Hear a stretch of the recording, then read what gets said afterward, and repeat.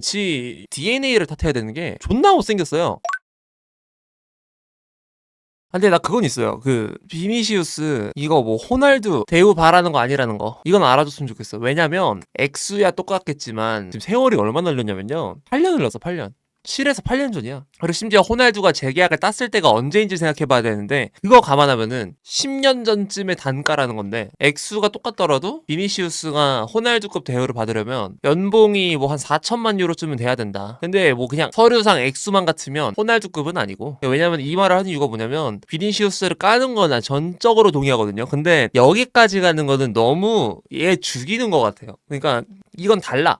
비니시우스랑 호날두의 단가가 분명히 달라요. 이거는 당시 시대상이라는 게 있는 거기 때문에. 그때보다 축구 산업이 더 많이 발전했고, 그때보다 화폐 가치가 더 많이 올라갔고, 그때보다 심지어 바이에른 뮌헨 회장도 그랬잖아요. 주급 인플레 일어나고 있다고. 그 인플레이션 중에 탑승을 해가지고 비니시우스가 이 정도 타는 거지. 지금 홀란드가 딱 호날두급 대우라 생각하거든요. 정확하다.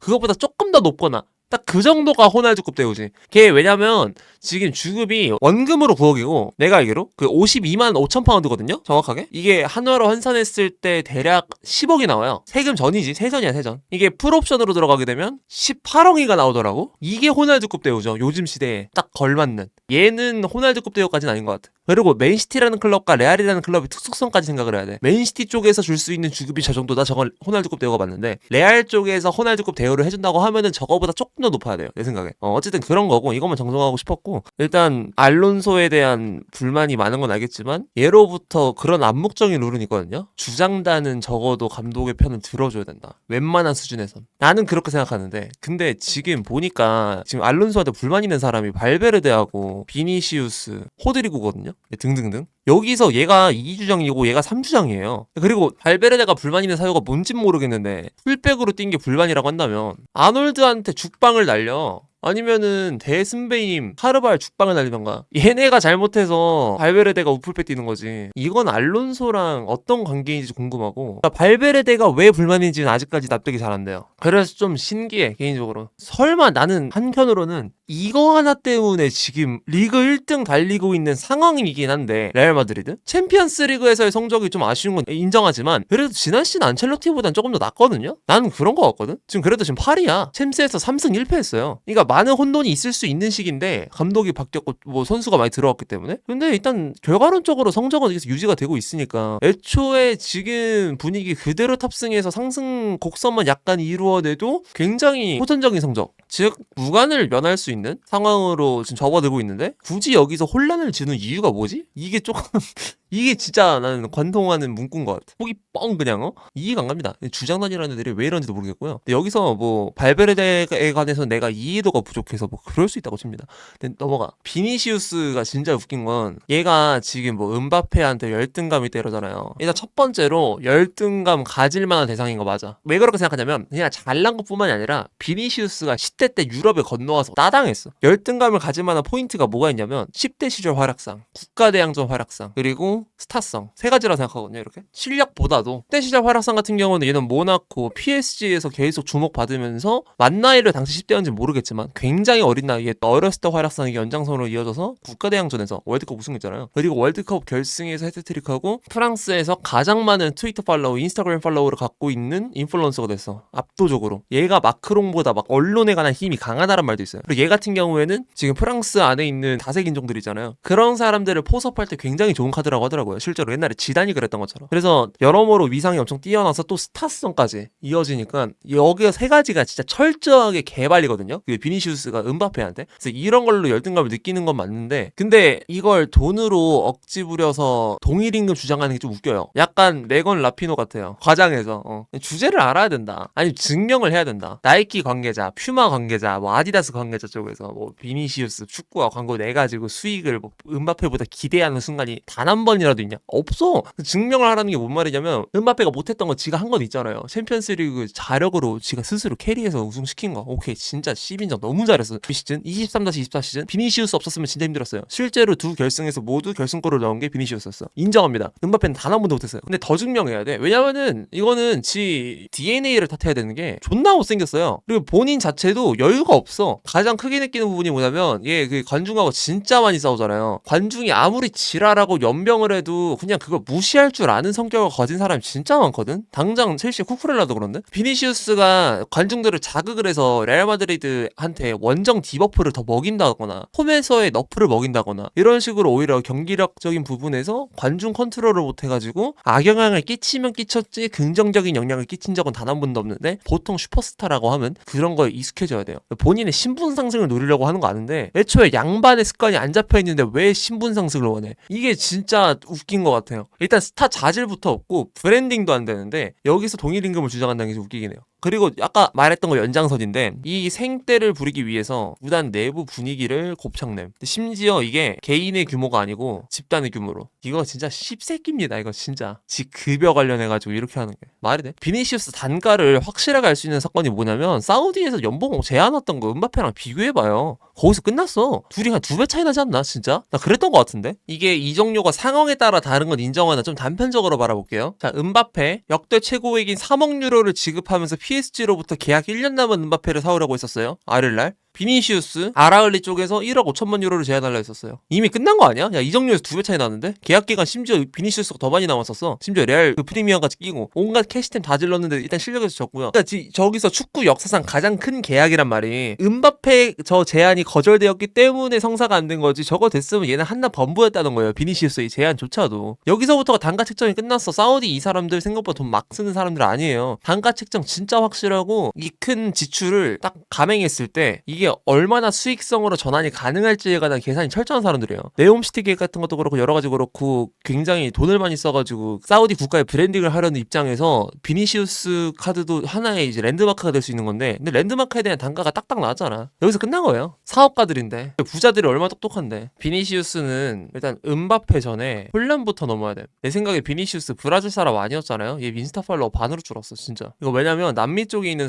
선수들이 인스타 팔로워가 진짜 높아요. 되게 좋아하거든 스타를. 남미 쪽 버프 받으면서도 인스타 팔로워가 5,749만이긴 한데 음바페 1.2억 명입니다. 대체 어디서 이기는지 모르겠네. 어떻게 음바페랑 동급 대우가 나올 수가 있지? 증명이라는 것 중 하나가 뭐 발롱을 따도 되는 거고. 근데 또 여러모로 한켠으로 안타까운 거는 감독을 힘들게 하는 것도 구단을 힘들게 하는 것도 좀 잘못됐다 생각하지만 감독이 누구예요? 팀 레전드야. 그냥 예를 들면은 뭐 베니테스 뭐 저기 누구야 뭐 그래 뭐 차라리 슬롯이라 생각하자. 뭐 슬롯 아니면 뭐 아르테타 뭐 클롭 아니면 뭐 콤파니, 투엘, 뭐 플릭 이런 외부인이면 상관이 없어요. 근데 지단, 알론소 이런 사람들이면 선수 시절에도 영한가요? 물론 지가 감독을 개 못해가지고 예를 들면 지단 알론소가 선수 시절에 엽적까지 폄하당하는 건 어쩔 수가 없는데 지단 알론소 같은 사람이 레알에서 레전드로 남은 사람이 레알에서 이렇게 선수단 때문에 휘말려가지고 성적 안 좋게 나오면은 명예 가, 영향 가. 그러니까 이 감독한테 반기를 들어서 무관을 면할 수 있는 상황, 조직적인 측면에서의 해를 끼치는 이유도 엄청 쪼잔해 보이고 애 같아요 많이.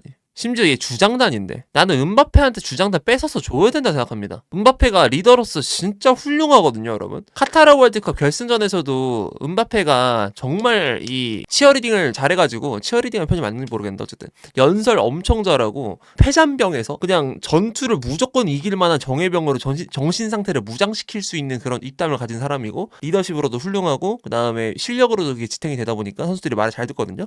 내가 만약에 알론소면 비니시우스를 더 도끼에 사로잡히게 만들어서 해볼 것 같아. 물론 알론소가 아예 무죄라는 건 아닙니다만 당연히 뭐 경기가 답답한 것도 있겠다만 레알 마드리드 감독 자리에서 경질설이 나올 만한 성적은 절대 아니에요. 절대 네버 절대 아니야. 진짜 절대 아니에요. 근데 벌써부터 뭐 외부 언론사 흔들기까지는 그럴 수 있어. 원래 스페인 언론들 세니까. 내부에서 흔들면 안 되지. 내부는 경고해야 되는데. 알론소는 어디에 서 있어요 그러면?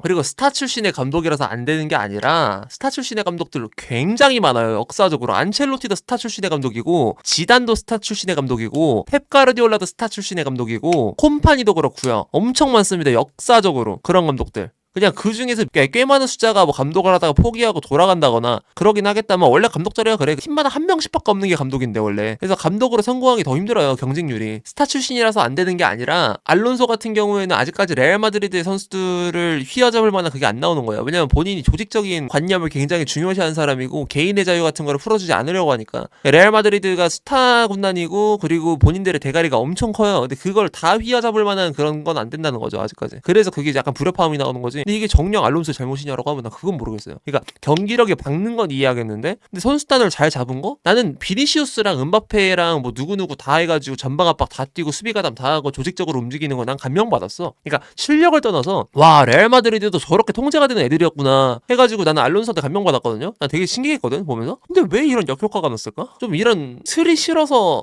자유롭고 싶다. 근데 자유가 지나치면 방치가 되는 거거든요. 나는 그래서 안첼로티 시절을 방치라고 생각하거든. 어느 정도. 근데 알론소가 이 틀을 잡는 게 대체 뭐가 잘못된 건지 모르겠고 이게 뭐 한 4월 달도 아니고 뭐 11월 달에 이러고 있냐 이해가 안 가네. 레알 마드리드가 감독을 지지해준 건 난 너무 잘했다 생각해요. 일단은 지지 안 하더라도 그렇게 해야 되는 거고 당연하게 구단 흔들면 안 되니까. 구단이 구단을 흔들잖아요. 그거는 수어사이드 스쿼드라는 뜻이거든요. 그럼 말이 안 되는 거고 이대로 가면서 일단 시즌 끝나고 다시 생각해봐야지. 그러니까 애초에 제3자가 봐도 지금 이 논란이 터진 게 굉장히 불쾌한 게 시즌 중반에 터졌잖아요. 이건 팀한테 엄청난 악영향을 줄 수밖에 없어가지고 그러니까 알론소 자르면 감독이 있고 없고 문제가 아니라 일단 이 시즌을 온전하게 치러야지. 상황이 안 좋은 것도 아니고 좋은 상황인데 라이오한테 비긴 거 그다음에 엘치한테 비긴 거 진짜 짜증나긴 하겠지만 어쨌든 상황이 좋은 건 사실 리그 1등이니까 여기서 바꾸면 되는 거고 알론소가 절대 선 그리고 비니시우스가 절대 악 이건 아니지만 구단이 감독을 커버 쳐준 건 정말 훌륭한 선택이다. 저 선명서 그래서 빨리 저렇게 나온 거 난 잘한 거라 생각합니다. 그리고 페레스가 어떤 사람이야. 그 팀 위에 있는 선수 없다고 하잖아요. 제일 컸던 사건이 호날두예요. 호날두가 레알 마드리드의 수입 상당수를 차지하고 그 사람은 라리가를 먹여 살리는 사람이었는데 심지어 그럼에도 불구하고 그 사람이 조금 무리한 요구를 하는 것 같다라는 생각이 들어버리니까 계산서에 딱딱딱딱 바로 내쳤잖아. 기가 막히죠 아주. 근데 그런 사람도 그렇게 취급당했는데 비니시우스가 될까 그게? 나는 그래서 페레스가 그때 당시에 호날두를 내보냈던 거 약간 조금 이해 못했는데 지금 생각하면은 애초에 호날두 폼 막 가는 거 눈에 보이기도 했고 서서히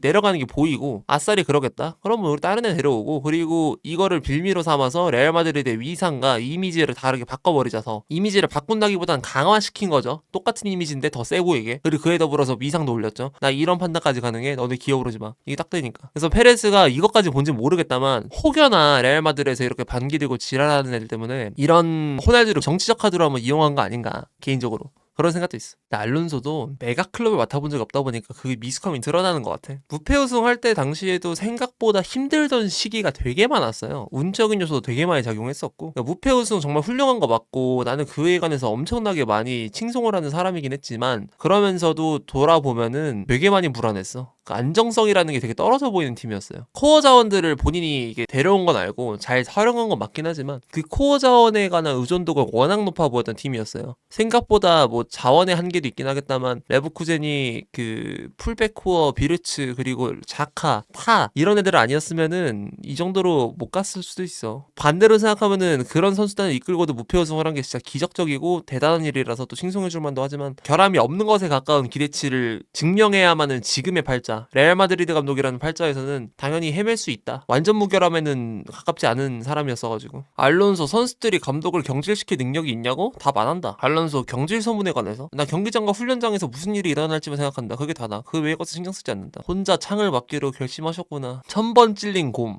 알론소 나가신다. 이게 나아가야 하는 상황인데 노를 부르트러지는 새끼는 뭐 하는 놈인지 모르겠네.